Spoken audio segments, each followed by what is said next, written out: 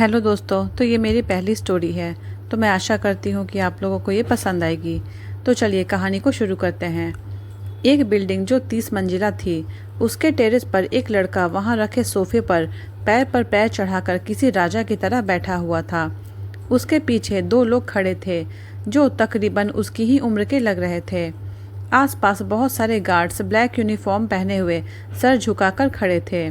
वहीं उसके सामने एक आदमी फर्श पर पड़ा हुआ था। उसे देखकर ऐसा लग रहा था जैसे किसी ने उसे बहुत मारा हो। चेहरे पर मारने के निशान थे, जगह जगह से खून निकल रहा था और कपड़े भी फटे हुए थे। उसने अपने सामने बैठे उस लड़के की तरफ देखा और बोला, आदमी, मुझे माफ़ कर दीजिए सर, मुझे गलती हो गई। मैं बहक गया था, मुझे लालच आ गया था। प्लीज़ मुझे माफ़ कर दीजिए। एक मौका दे दीजिए, मैं आपको शिकायत का मौका फिर कभी नहीं दूंगा। उस सोफे पर बैठे आदमी ने उसकी तरफ देखा और बोला, आदमी, सत्यम राठौड़ के पास गलती की माफ़ी नहीं, सज़ा होती है। और क्या कहा तुमने कि फिर कभी शिकायत का मौका नहीं दोगे? वो तो तब दोगे जब मैं तुम्हें दूसरे मौके के लिए जिंदा छोड़ूंगा। ये बोलते समय उसकी आंखें गुस्से से लाल थी, जैसे उसमें खून उतर आया हो।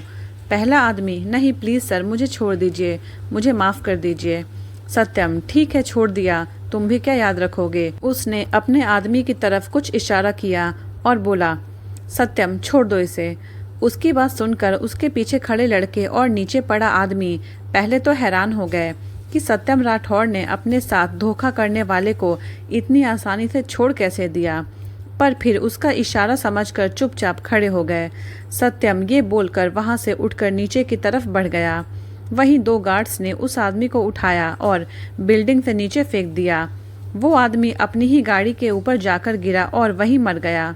ये थे हमारे कहानी के हीरो, नाम सत्यम राठौड़, राठौड़ कंपनी के सीईओ। ये दिखने में जितने हैंडसम हैं उतने ही ज़्यादा गुस्से वाले भी हैं।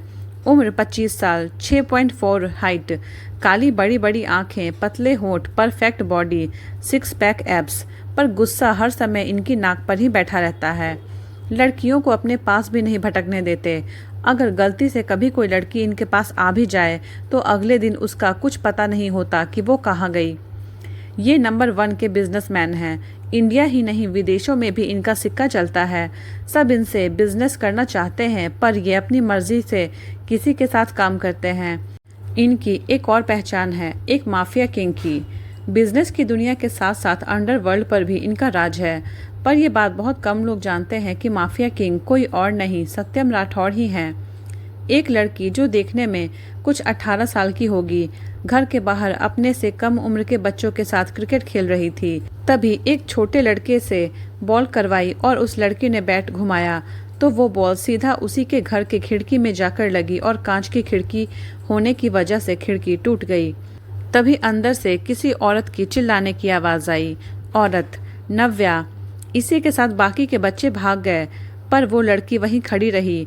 तभी एक औरत अंदर से बाहर आई और नव्या के पास आकर उसका कान जोर से पकड़कर बोली, औरत, ये क्या किया पागल लड़की, जब देखो तब छोटे बच्चों के साथ खेलती रहती है। इतनी बड़ी हो गई है पर अकल बिल्कुल भी नहीं है। माँ बाप मर गए हैं पर इसे छोड़ गए। पता नहीं कब ये मुसीबत हमारे गले पर से उतरेगी।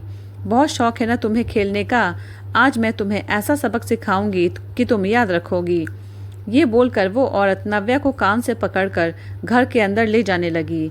नव्या, चाची छोड़ दो कान, बहुत दर्द हो रहा है, प्लीज़ चाची। नव्या की चाची सरिता उसके कान को और ज़ोर से पकड़कर बोली, सरिता चुप, एकदम चुप। अगर एक बार और बोली तो आज सारा दिन कमरे में ही बंद रखूंगी और खाना भी नहीं दूंगी, समझ गई? ये बोलकर चाची ने उसे ले जाकर कमरे में बंद कर दिया। अंदर अंधेरा होने की वजह से नव्या बहुत डर गई और बार बार दरवाज़ा पीटने लगी, पर चाची को कोई असर नहीं हो रहा था। नव्या वहीं दीवार से लगकर बैठ गई और घुटनों में मुंह छुपाकर रोने लगी। ये है हमारी कहानी की हीरोइन नव्या। ये है तो 18 साल की, पर इनकी समझ अभी भी 12-13 साल के बच्चे की ही है। मासूम चेहरा, बड़ी बड़ी नीली आंखें, जो एक बार देखे तो उनमें डूब सा जाए। गोरा रंग, 5.6 की हाइट, लंबे काले बाल। ये जब 5 साल की थी तभी इनके माता पिता की मौत एक एक्सीडेंट में हो गई थी। ये घर में अपने चाचा चाची और दादा के साथ रहती है। इनके दादा अखिलेश यादव इनसे बहुत प्यार करते हैं। उनका भी खुद का बिजनेस है। उनकी कंपनी इंडिया के टॉप 5 कंपनियों में आती है। उनकी चाची उनके दादा के सामने तो नव्या से बहुत प्यार करती है, पर उनके ऑफिस जाते ही नव्या को परेशान करना शुरू कर देती है। यहाँ तक कि उसे डराकर किसी को बताने को भी मना कर देती है। नव्या के चाचा की एक ही बेटी है रिया।